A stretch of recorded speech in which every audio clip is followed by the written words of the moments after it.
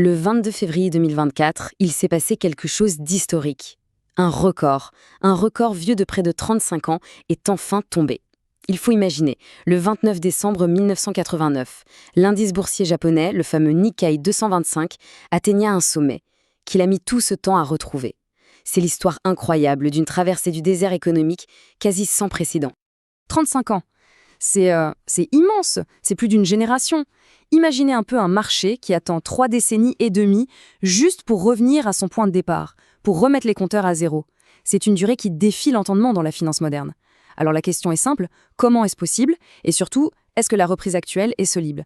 Ces mots, ils ont été prononcés par un trader, là, sur le parquet de la bourse de Tokyo, et ils capturent vraiment l'émotion du moment. Ce n'était pas juste un chiffre qui change sur un écran, c'était le symbole de la fin d'un très, très long purgatoire économique. Alors, pour comprendre cette attente interminable de 35 ans, il faut qu'on remonte le temps. On doit revenir à l'origine du problème. Allez, direction 1989, à l'apogée de la puissance économique japonaise, en plein cœur d'une des plus grandes bulles spéculatives de l'histoire. En 1989, la situation était complètement folle. La bourse de Tokyo, à elle seule, représentait 45% de toute la capitalisation boursière mondiale. C'est un chiffre qui paraît presque absurde aujourd'hui. Le monde entier n'avait d'yeux que pour le Japon. Et cette frénésie, on la voyait très bien dans les valorisations. Le ratio cours sur bénéfice du marché, qui est une mesure clé, avait atteint le niveau incroyable de 58. Pour donner une idée, un ratio normal, ou disons sain, c'est plutôt entre 15 et 20.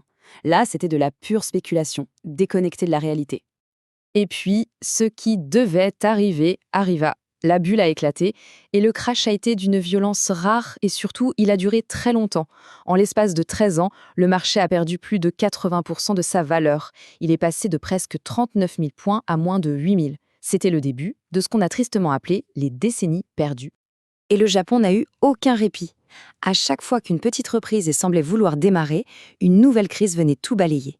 On a eu la crise asiatique en 97, l'éclatement de la bulle Internet en 2000, la crise financière mondiale de 2008 et pour finir, la terrible catastrophe de Fukushima en 2011. Un cycle infernal de chocs.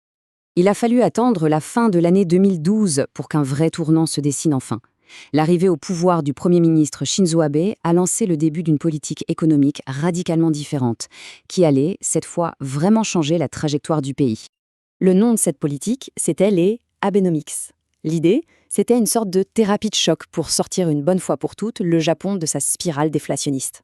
Le plan était d'attaquer le problème sur 3 fronts en même temps.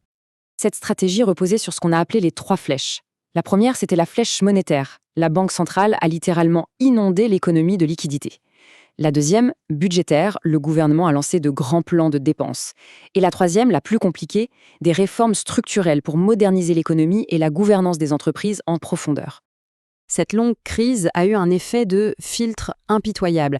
Elle a complètement redessiné le paysage des entreprises au Japon, elle a créé des gagnants très clairs, mais elle a aussi provoqué la chute de perdants spectaculaires.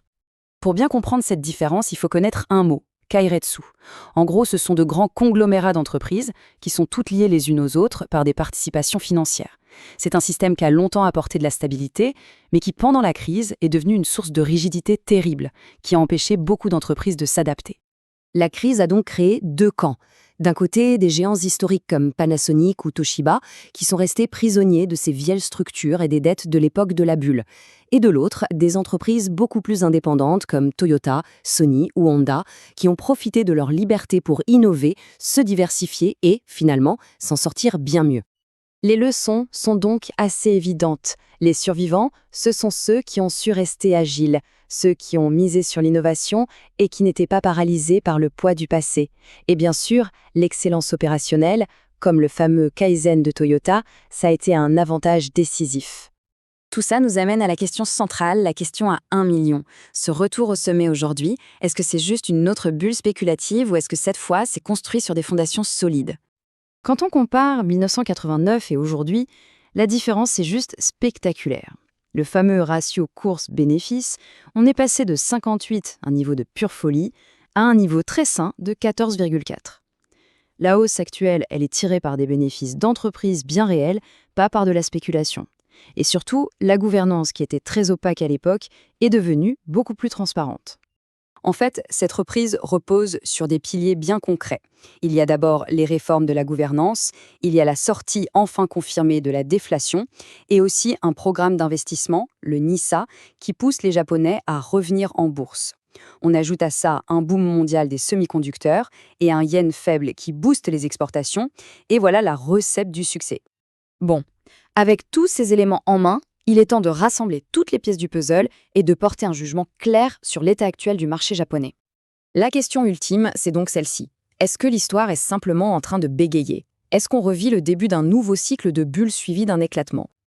Eh bien, si on s'en tient aux faits, la réponse semble être non. Les bénéfices des entreprises sont réels, les valorisations sont saines, les réformes sont profondes et, pour la première fois depuis des décennies, les investisseurs japonais eux-mêmes reviennent en force sur leur propre marché. Mais attention, ça ne veut pas dire que tout est rose. Il faut rester vigilant. D'abord, la hausse a été très, très rapide. Ensuite, les gros problèmes de fond du Japon, la démographie, la dette publique gigantesque, ils n'ont pas disparu. Et un yen qui se renforcerait pourrait vite changer la donne. Le verdict est donc le suivant. Non, nous ne sommes pas dans une bulle comme celle de 1989. Ce qu'on observe aujourd'hui, c'est une reprise structurelle, une reprise légitime, qui est le fruit de 35 ans d'ajustements douloureux et de réformes qui portent enfin leurs fruits. Par contre, ça ne veut pas dire que la hausse va continuer au même rythme. Après une ascension pareille, une phase de stabilisation semble plus que probable. Les gains faciles sont peut-être déjà derrière nous. La prudence est maintenant de mise. En conclusion, le Japon a montré qu'il pouvait se réinventer. La question a changé de nature. Ce n'est plus de se demander si le pays s'est redressé, mais plutôt de se demander comment il va gérer cette nouvelle phase, cette nouvelle maturité, avec ses forces retrouvées, mais aussi ses défis qui, eux, sont toujours là. Un tout nouveau chapitre s'ouvre.